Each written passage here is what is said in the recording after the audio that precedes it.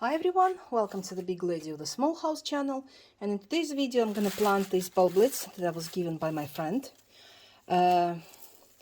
She was kind of infested by me with the hippeastrum mania, but then she realized that she can't really keep them because of the conditions that she has. She doesn't have enough room and light for hippies, and so she gave this to me. And as you can see, these are bublets. I think they are from Sweet Lillian, because she bought, when I was purchasing my own hippeastrums, she bought Sweet Lillian, she bought Merlin, and I think it was Nymph. So she gave it to me, and according to the amount of bublets, this is the Sweet Lillian because it breeds like hell. So what I'll do now, I'll remove this extra basal plate that I don't need. The roots are already dried, so they are not really doing anything for the flower.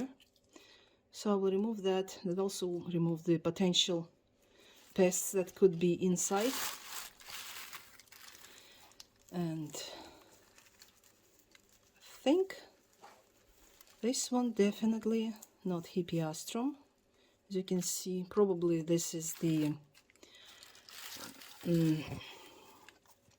Amaryllis belladonna, because it has a threads pulling. So I'll clean it after all and plant it in the garden. And remove this, because as you can see, there's a bit of root mites damages. Those red spots, those are mites. So I'll treat them with the Mirald, which is the acaricide. It will kill them. And we'll see. This looks more like Vallota bulb because it has a red part. But still, we'll plant and see.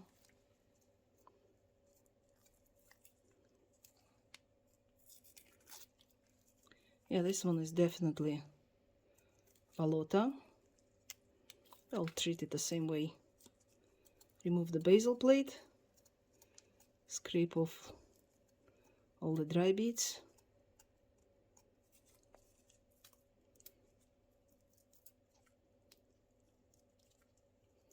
Yeah, this is Vallota. Oh, it's okay. And we'll see what this is.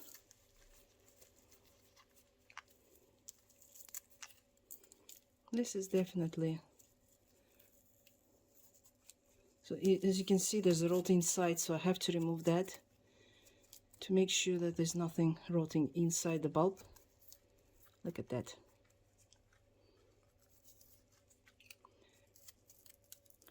That's why sometimes you buy the bulb and it rots, just because it has this things happening inside the bulb. That's why you should never water it with water reaching the bulb. It's getting inside the bulb. I guess this wasn't under the rain and then brought in the house. If the bulb is outside most of the time, it's more or less okay because it has air movement, like wind, that would dry the bulb out, and more or less it should be okay. So let me get my alcohol. Sprayed it with medical alcohol. So this is definitely not hippeastrum. As you can see, there's a little hair pulling.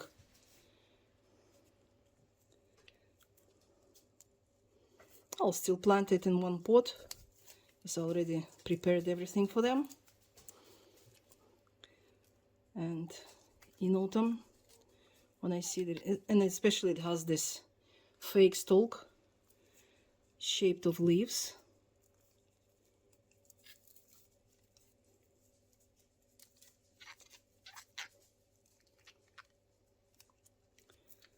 And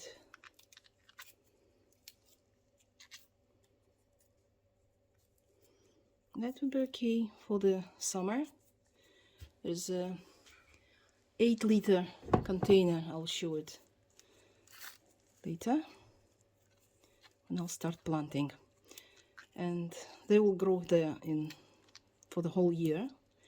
And next spring I will repot them into individual pots and see how things are going. So first is acaricide.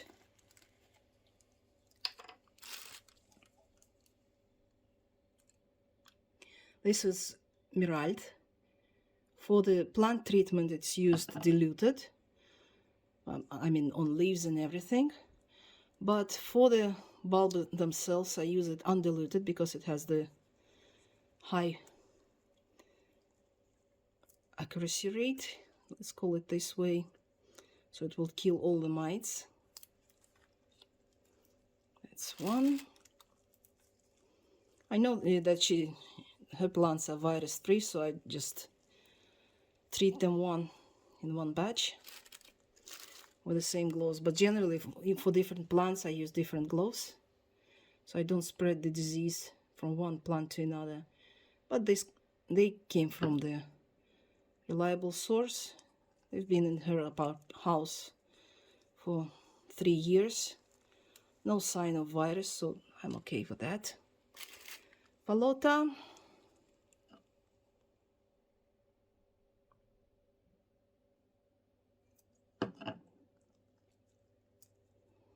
Look at that. This is the sign of Valota, this red tip, purple.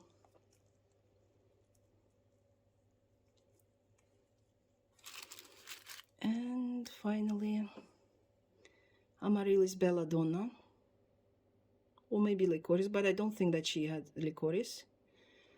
Licorice usually doesn't live in our climate. For some reason, I've planted so many times it didn't grow. But Amaryllis belladonna is surviving, and I hope it will bloom in my garden this season, because the whole winter it was standing with perfect leaves.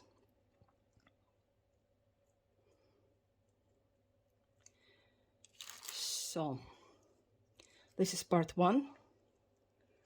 I will let it dry and I'll treat it with fungicide in half an hour, so I'll come back with filming and I'll do a bit of rendering at the end.